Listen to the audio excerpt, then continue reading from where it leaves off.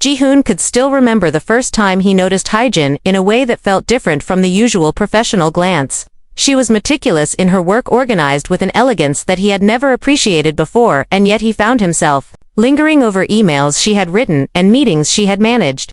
He told himself it was admiration, nothing more, but the way she laughed lightly at a joke he had made or how she adjusted her hair as she bent over the desk began to feel like a private world that only he was allowed to see. Every morning he looked for reasons to stay late at the office, and every night he told himself he would not cross a line he could never come back from, yet the pull grew stronger and stronger, like a tide he could not resist. Meanwhile, Minji had begun to notice subtle changes in Ji-hoon's behavior.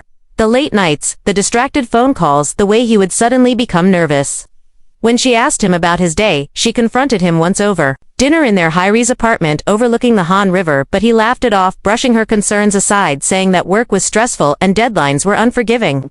She tried to believe him, but the unease grew inside her until one morning, she found a lipstick mark on the collar of his shirt. Ji-hoon saw her holding it, staring with wide eyes at the proof of what he had done, but he could not speak. He wanted to explain himself, to justify his weakness, but no words came out, and the silence stretched between them longer than any argument they had ever had. Ji-jeon, meanwhile, struggled with her own feelings. She had been a secretary for years, moving silently in a world dominated by men, where she learned to be careful, to smile and nod, and never overstep boundaries. But Ji-hoon was different. He noticed her, he asked her opinions, he laughed at her jokes, and sometimes he stayed behind, pretending to check reports. While she organized papers in her office, he told himself it was harmless, and that he was careful, yet the late nights began to blur into something else.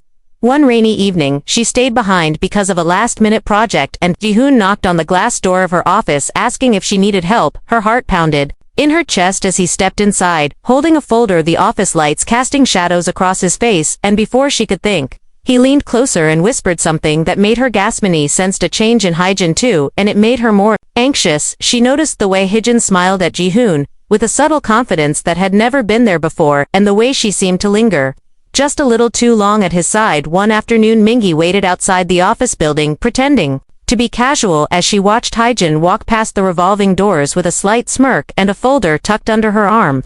Minji felt a chill run down her spine, because she knew that look. It was the look of someone who had power over her husband, and she had no idea what Hyin might do with it.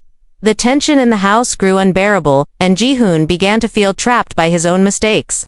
Every morning he would wake up with dread, thinking about Minja's eyes, and every night he would lie awake, wondering if Hyin was waiting for him somewhere in the city. He tried to compartmentalize the life he had built, pretending that nothing had changed, but the bills, the neighbors, the casual questions about his happiness, and Minga's quiet suspicion began to erode his confidence. Hyin, on the other hand, was moving cautiously. She enjoyed the thrill of the forbidden, yet she knew that a single misstep could destroy her career and the reputation she was trying to build. She started keeping detailed notes of their interactions and avoided any physical closeness, yet Ji-hoon found reasons to linger in her presence, finding excuses to ask for opinions, and Gidanchi Minji finally confronted Ji-hoon one evening after a business dinner. When he returned home later than usual, she had packed a small suitcase and laid it beside the bed, her eyes red from tears that would not stop falling.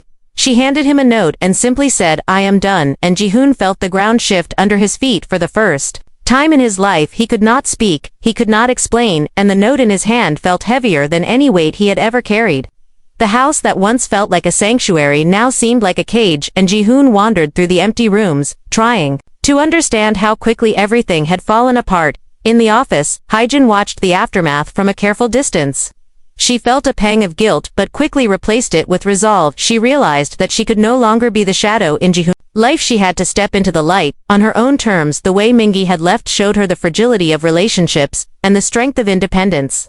She began making calls to investors quietly, at first in her small apartment after hours, and then in rented office spaces that smelled faintly of new paint and ambition. Her nights were long, filled with spreadsheets, contracts, and cold coffee, yet each document signed, each deal closed, was a reminder that she could survive without Ji, and that her life was now something she could shape on her own. Ji-hoon tried to reach out to Hyin once, hoping that they could still meet casually and perhaps salvage the comfort he had once enjoyed. He sent messages and emails full of vague apologies and desperate inquiries, but Hyin responded only when necessary, professionally curt in tone and distant in demeanor. He felt the sting of rejection for the first time and the awareness that Mingus' absence and Hyun's caution were the consequences of his own actions began to weigh on him. He started to notice the whispers around the office, the quiet sideways glances, and the way people suddenly avoided discussing projects with him directly. He realized that his reputation was fragile, and that in trying to pursue something forbidden, he had jeopardized everything he had worked for. City around them carried on unaware of the silent battles in the hearts of Ji-hoon and Hyin. The lights of Seoul reflected in the Han River and the sounds of traffic filled the streets, but inside their worlds had narrowed to a few tense interactions and unspoken words. Hyin began making plans that Ji-hoon could not imagine, plotting every move carefully and building an empire quietly while he stumbled through the ruins of his personal life. She never let him see her fear or hesitation, only her calm control, and as Ji-hoon sat alone in the office late one night staring at the empty chair where Hyin had once sat, he realized that he had underestimated her completely, and the question that haunted him most was not whether he could win her back but whether he could ever regain what he had lost. The following weeks became a study in restraint and observation. Ji-hoon watched Hyin from a distance, noting her new confidence and the way her presence commanded respect. The way she spoke in meetings, the deals she closed, and the quiet way she smiled at her team reminded him of a force he had never understood. The office rumors swirled, yet no one dared speak openly about what had happened, and Ji-hoon found himself navigating a maze of suspicion and subtle contempt. He tried to immerse himself in work, but every spreadsheet, every report reminded him of her name and her absence in the life he had once taken for granted. One rainy evening, Ji-hoon stayed late to finish a project, hoping to distract himself, but the sound of footsteps in the hallway made his heart stop. Hyun appeared, carrying a stack of folders, her expression calm and unreadable. He tried to speak, but the words died on his lips.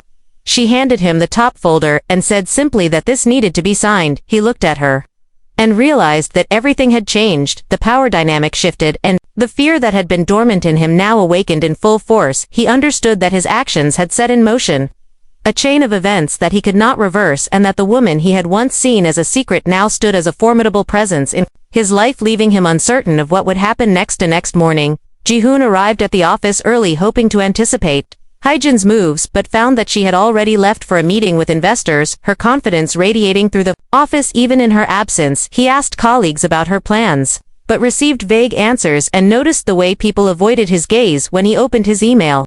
There was a single message from Hyin, with the subject line read carefully, and it contained a document that could either ruin him or save him, depending on how he acted.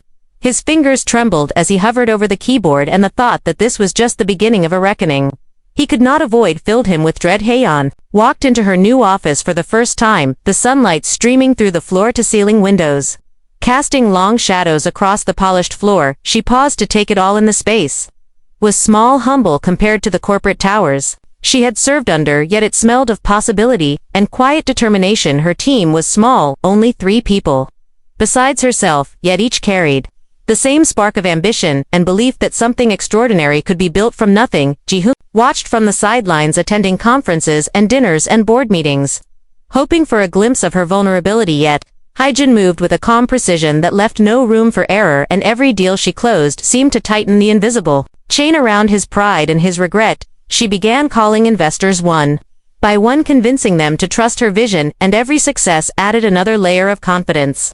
She rarely mentioned her past, only hinted at the lessons learned in silence, and Ji-hoon could not help but notice that she seemed untouchable, a woman who had taken heartbreak and transformed it into power. He tried to approach her in the office lobby once, asking casually about a new